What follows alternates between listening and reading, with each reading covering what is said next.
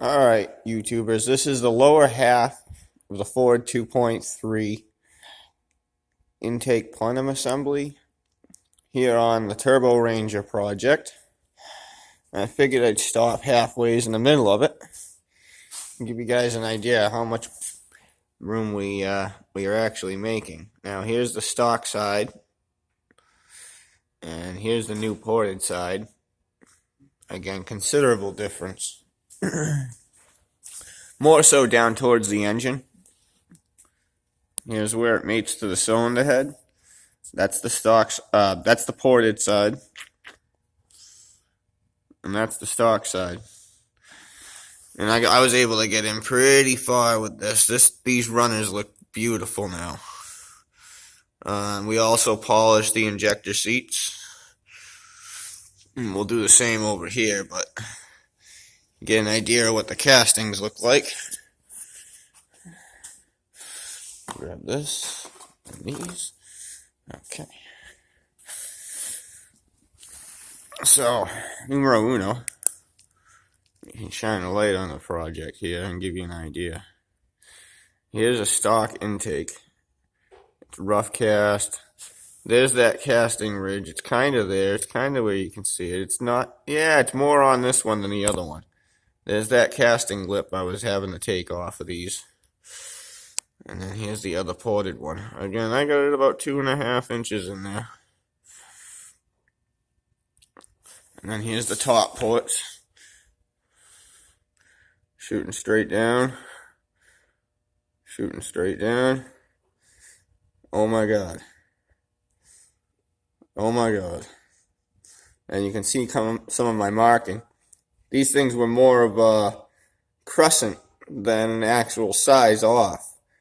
I ended up having to take the back side of this one off and the outside corner of this one off, and seems like it's gonna be the same deal all the way around.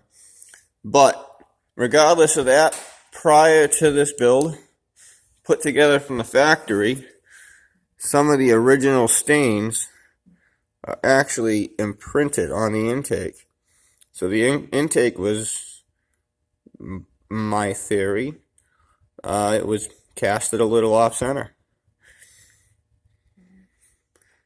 It's all good in the neighborhood. This is why we match port it.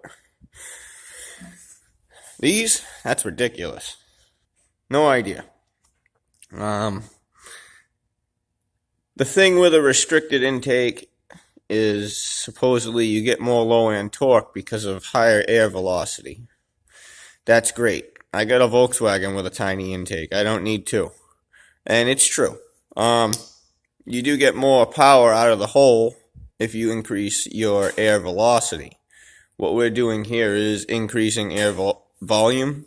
So, you might lose a little out of the hole, to be honest with you, but I'm not seeing it. Again, there's many other factors that we can change to alleviate that. But numero uno is making it breathe better, and it's going to breathe considerably better. We're up in the stage 2 criteria, definitely. So we got 2 more to go, but I wanted to see what you guys thought of the progress here, because that's huge. That's huge. Alrighty. I'll do the gasket match comparison before I close the video, so that you guys see what the hell is going on with the gasket. I'll line him up good and proper. I need my other hand, hold on.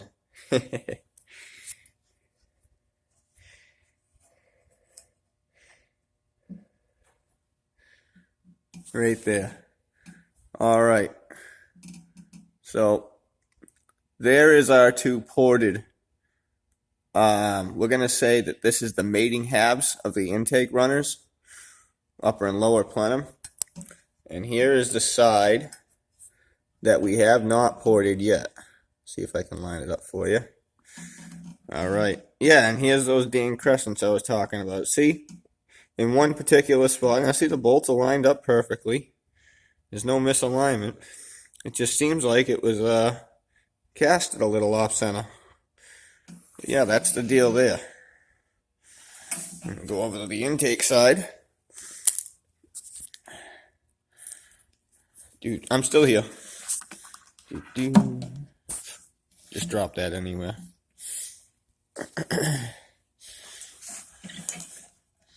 And here is the actual intake ports to the head.